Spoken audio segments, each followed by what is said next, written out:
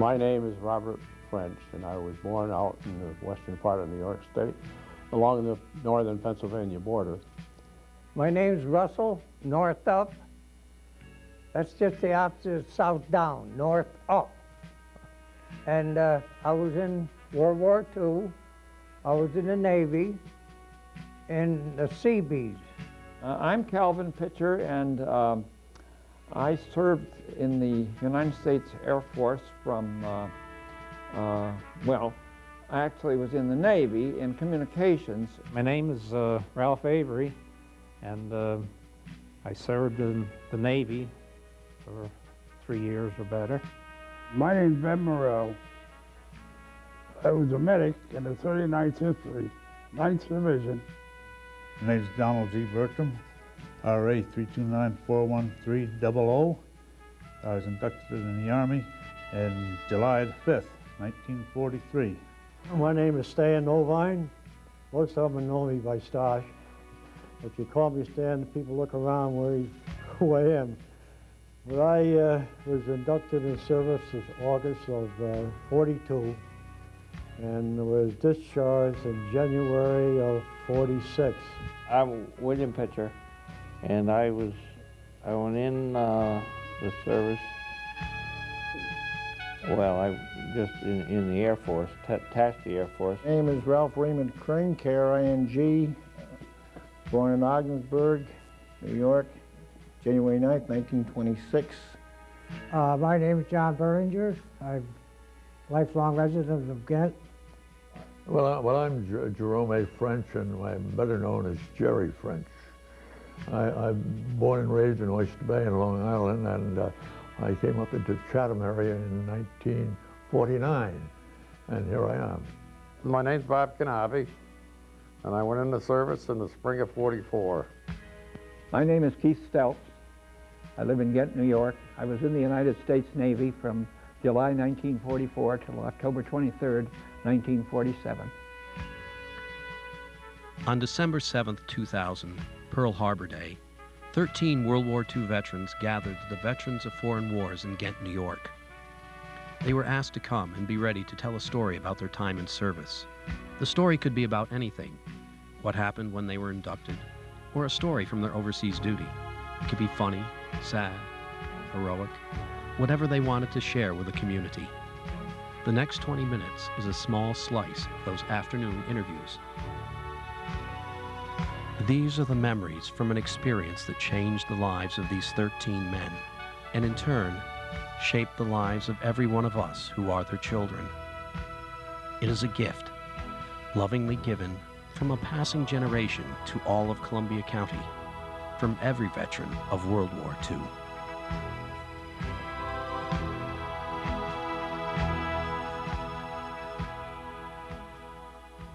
I went to enlist in the Navy and quit school, brought the papers home. Another friend of mine and I went up, and he didn't pass the physical, but I did. So I brought the papers home for my parents to sign, and they wouldn't sign them. So I had to wait until I was drafted. And but I told my father and mother that night, I says, I'm not going back to school. So my father made me go up to the American Locomotive where he worked in Schenectady to get a job. 4:45 in the morning we left. So I said to my father, what kind of job? He says, I don't care what you do. He said, get a job sweeping the floors. And so I had to wait till the employment office opened. And finally it was my turn to go in, and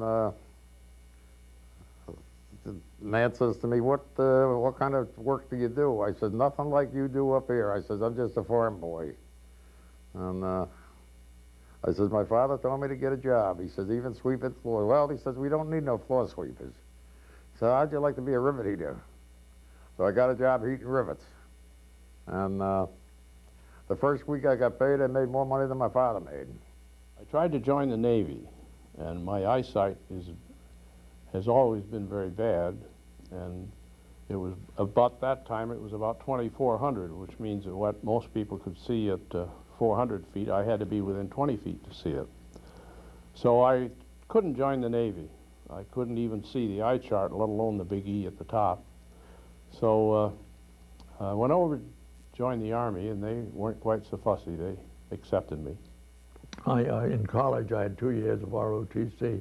I didn't take advanced military, but I enjoyed those 2 years.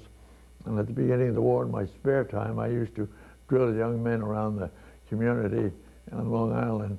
And I enjoyed doing that, and even that some of the older fellows today stop in to see me and remember those days. We went to Albany, went through a physical. It was cold in January. And if anyone ever went through military physicals, they know that you go with socks, shorts, and that's it. And that old armory up in Albany was colder than, well, from that point we went to Camp Dix, and that wasn't any better. It was colder than the Hobbs of Hades down there. Well, from that point we went to Hades. From there we went Hades, yeah. We went to Camp Robinson, Arkansas. That's supposed to be farther south. It's supposed to be nicer, but it's not. I've never been as cold as I was down there. I went in the Navy in Tampa, Florida, came up to Richmond, Virginia, and I was in boot camp at Camp Perry, which was a CB base at the time. And then after boot camp, I traveled by troop train. We were in a radio supply draft, and we went out to California and by train. And then from there, I was at 3 different locations in the San Francisco area. Then I went overseas on a merchant marine ship and got off the ship at Pearl Harbor. This was all after the war was over, of course. And then went on to Okinawa, and I was in Okinawa for probably 4 months. I was supposed to report February 15th, which also happened to be my 19th birthday. That was the day I left for service. And I remember that morning it was 30 degrees below zero. My father's car wouldn't start, and I was a nervous wreck. I suppose they'll put me in jail if I don't get there on time. So I got a ride to Chatham to get to the station, and the train was about an hour late there. So then we got into Albany. The trains were running late out of Albany, and we finally got into Sampson about 9 o'clock at night. So they gave us a haircut, a tetanus shot, issued our clothes, and about 11 o'clock, I guess we were allowed to go to bed. But that first day, I learned an old military rule: hurry up and wait. And I found that was quite true for a long time.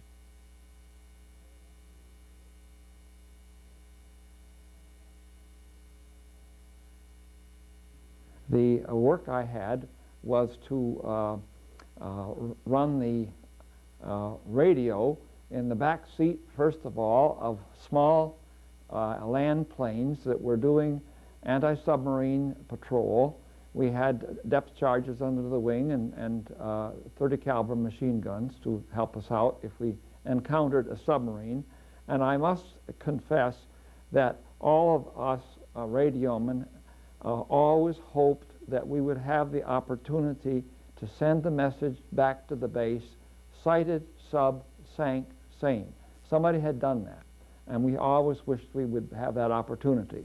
The closest I ever came to that was when we were flying one day, and we looked down, and I saw a strange silhouette under the water, and it was rising up, and the pilot, I called the pilot's attention to it, and he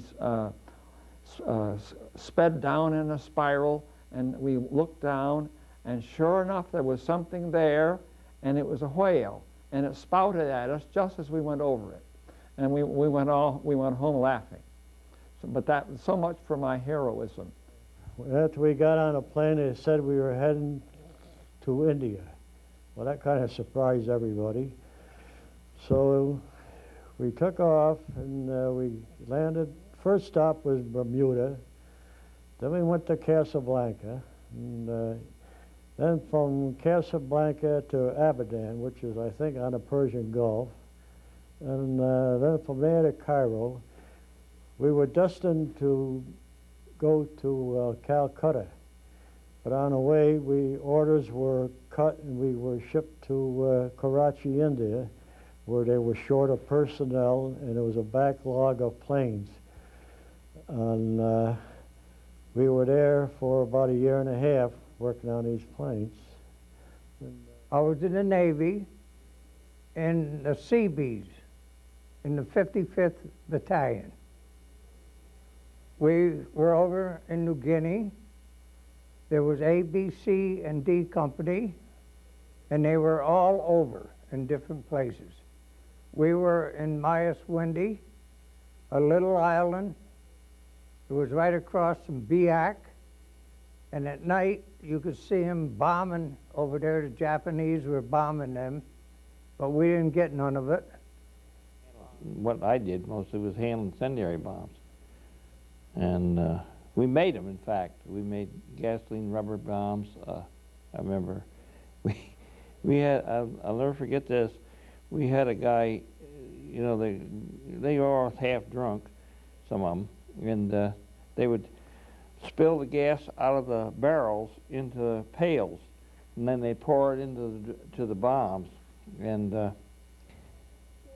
I was always afraid we'd burn up the place, but we never did. I don't know why. I guess the good Lord was watching or something. I went aboard a destroyer first and trained on the 5-inch 38 caliber anti-aircraft and surface guns. I was aboard a training destroyer for approximately 5 to 6 months. I was taken off the destroyer and put in a pool. They were setting up, I believe, for the invasion of Normandy. And they took so many gunner's mates and so many corpsmen, so many electricians' mates, and they put those in a separate group and started training them for the invasion of Normandy, which we knew nothing about at that time. That we thought it was just for the training. I had to go up and test some of the bombs that we'd made, I guess. And I remember going up in this airplane, and I never flew much. And the bomb bay door was open, and I was standing in the doorway, and the bombs wouldn't release. It was a plane that just brought over from the States, I guess, and they had it up and tested it out. And the bombs wouldn't release. So the co-pilot, he came back. He was a really happy-go-lucky character, I guess. He had one foot on the catwalk and the other foot on the grate of the door. And when they gave him the sign when we went over the target, he tripped the doggone bombs with a screwdriver, tripped them out. And I'll never forget that part, because you raised the hair right in the back of your head, because we were 10,000 feet up in the air, and all he had to do was fall out, and he'd have been goodbye. Aboard our ship, we had amphibious tanks that would be launched, maybe a quarter of a mile from the shore, and they would go with their own power on into the beach. But, well, the weather was so bad, what was happening when they were discharging the tanks, as soon as they hit that water, they'd sink. It would be swamped because the waves were so high, so bad. So they notified the skippers of the barges not to let any of the other ones off the barges, to take them on into the beach. But the beach was so heavily defended, as soon as one would get in there, you know, there would be serious damage done to the crews, and so most of them were being killed as soon as they got into the shores. So that wasn't working either. So finally, they had 2 battleships that was in with that group, and they lay down a barrage on the beach, which tore up most of the pillboxes and things like that, you know, the amphibious traps that was keeping the barges out.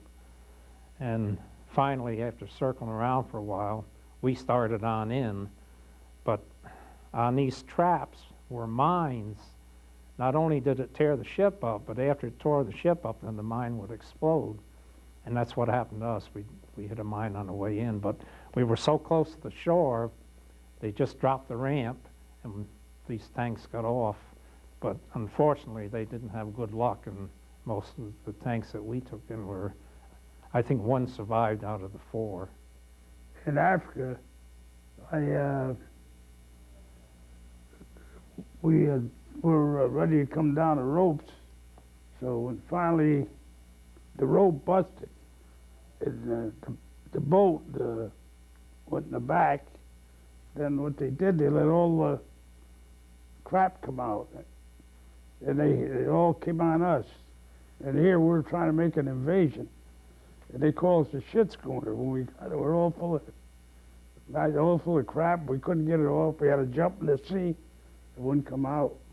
Got a 7 days delay en route home to up in New York here where I live. Then from there we got on a ship and went overseas. One of the worst things was I thought was in the Navy for a while. It took us 43 days to go overseas. For six days and 7 nights, we was hitting a half a knot. We left in the convoy, and then he went on and left us because we were broke down. Didn't even make a ripple in the water. So he stopped in Panama Canal to get the ship fixed. And while we was there, we went on a short march inside on the island. And the people that was there had been there quite a while, and their rumor was that they was getting relieved. And when they seen us marching in there, they went and started packing their bags and everything. And we weren't there to stay. We just go on a little tour. So the captain says to me, you got to go up, get 4 litter bearers and go up to the front. So I went up there with the 4 litter bearers. So anyway, I had about 10, 11 guys that were hit. So I hollered at the litter bearers, come on. And then none of them came. So I went back, and the 4 of them took off. They left me there all alone. And then there was a sergeant there that got shot in the back. He helped me. And I took all the 6 or 7 men that got hit. I hit them. Then I went back to 2nd Armored Division. I asked them if I could have an ambulance because we didn't have our stuff there yet from the invasion. So anyway, the colonel gave me an ambulance. When I went back, I went up again. I put the guys on all these guys in. So I coming back, I said to the guy, the driver, I said, take this road here. So when I said that, all of a sudden all hell broke loose. So I don't know to this day how I got out of that ambulance, but I got out and I was running. Then finally I came through, and I come back and took all these guys out, and I hit him again. And then the driver had his head blown off, practically. Hit. And the guy that was talking to me, he got hit. I just got knocked out. So I went and I stopped a black guy. He was with a flatbed truck, and I got him, and we put the guys on. Oh, and then we went in, and the Messerschmitts start coming over, and they start strafing. So I said that the driver was the guy was going to jump out. I grabbed the gun. I don't have a gun. I grabbed the gun from one of the guys. I said, if you don't, I'll blow your head off. You don't keep on going. So he kept on going. And the planes didn't touch us. So I went in and got all the guys in. So that was in fact, that was a whole day affair. Landed in Luzon just at the completion of the Second World War, and it was kind of a mess. We went to shore in landing barges, and everybody made it pretty well, but they sunk one, and the one they sunk was the one with all our records on it. So for 9 months, nobody knew who we were or where we were supposed to be. We survived on $10 a month, and they shipped us from here to there and all over, wherever they happened to need. There was 32 of us. And finally, along in the next, about December or so, we're in the Philippines. They sent us to Japan, northern Japan. And there was about 3 or 4 feet of snow, and all we had was khakis. And we got cold again. I was one of 32 second lieutenants that were sent in because the expectation was that we would, the 4th Infantry Division would lose 32 second lieutenants probably the first day of the invasion. Well, we were a little luckier than that, and they had made space for me to land, and I joined the 4th Company C, the 4th Combat Engineers. Now, I'm wearing the watch that I was wearing when I went ashore, and I waited ashore. But before I got there, while we were still in the landing craft, the Germans had a pillbox toward Cherbourg on the west, which had not been captured. And the Germans in that pillbox were firing on the landing craft as they were going to the shore. So one shell landed in front, one shell landed in back, and the fellow that was running the landing craft, having been through this a couple of times in the preceding day or two, hit the helm and went hard around, and we went around, and sure enough, the next shell came in to where we would have been if we had kept going straight. And it exploded, shrapnel went all around. Nobody got hit, nobody got hurt, but there was a lot of noise of the shrapnel hitting the boat and so on. And all of a sudden, one fellow in the back of the boat says, "Jesus Christ, they're using live ammunition." And we went across the island of Okinawa, and of course we're leading the infantry. And I had a sergeant he was a tank driver, and he was a boy from Kentucky. He never wore shoes. He was an interesting fellow. And there was a house over there, and he said, "I'm going to blow the hell out of that." I said, No. I said, "Somebody can be in it." And he said, "Those damn Japs are in there." I said, "No, let's get down." So I never asked a man to do anything I wouldn't do, so I led the way. I had a 45, and there was all the trees around, and we go around the house, and I have the 45 leading the way, and he's covering me with a carbine. And I go around, and God, you know, they saved all human waste, and I stepped into this pigsty. And I can still remember what he said. "God, man, I never thought I'd see the old man full of this stuff, full of shit, you know." So anyway, he pulled me out, and we had 5 gallons of water in the back of the tank, and we always threw some clothing, and we threw a little ammunition out, put a pair of dungarees, some socks, some underwear, and fortunately we had some dungarees, and we went from there on. And we had very, very interesting experiences going south. However, we all managed to get through it, and then when the war ended, I was sent up to Korea. We were the first troops in Korea. We landed at Incheon, and then we were put up in Seoul. And Seoul was a lovely city. It was an old city. But after 2 weeks, they loved us very much. When we went in, they didn't think too much of us then. I don't know. I think that the boys were too involved with some of the girls. When we left the Philippines, got into Japan, we was going in convoy to our camp that they had set up for us. And in the Army, you're supposed to get a 10-minute break about every hour.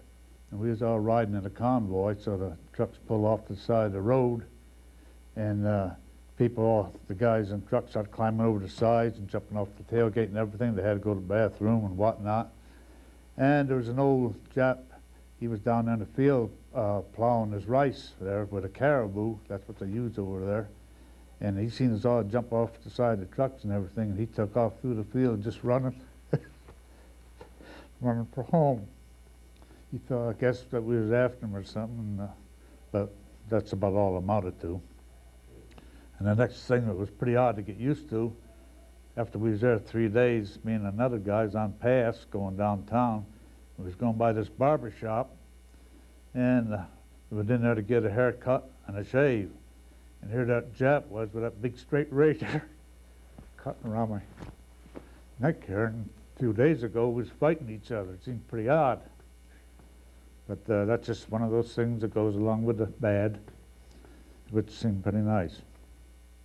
And then I came back on an aircraft carrier, which was at the end of the war, and it was called the Magic Carpet Fleet.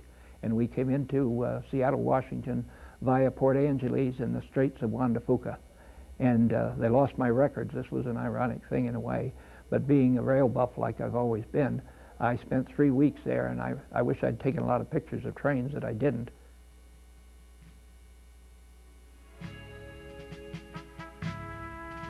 Well, overall, the Navy was good for me. I needed to grow up, and I needed to harden up in a few areas. And I also needed to get acquainted with a lot of interesting people and understand how other people fought. I've been alone on the farm a great deal, and this was very good for me. I enjoyed my time in the Navy. I never was a swimmer or anything, but I didn't fear the water. I know when I went over on the merchant marine ship, when we had to go topside for a fire drill or something, they knew everybody was out, because when I was there, they knew everybody was out from the bowels of the ship. I was really glad to go because you were very, very much respected. That's what burnt me up so much about Vietnam, that they looked down on servicemen. And when I was in the service, you go out along the road, stick your thumb up, and they'd stop and pick you up, take you where you wanted to go. It's strange how you only remember the good parts. You remember the good people you met, the friendships you made, and you don't remember the bad parts. It's a funny thing, but that's the way it is. The big thing about, I think, when you're 18 years old and you get drafted, that was the first time I'd ever been away from my home. And to be away from your home on the first holiday, the holiday season, you know, it really got to you. But, you know, I was no different than thousands of other guys that were in the same boat. And so that's all I can really tell you. I come home, and like I say, I stayed in the hospital for a year. And when I got hurt, I wasn't 19 years old yet. And another year, then they discharged me. And I come home to Ghent and been here the rest of my life.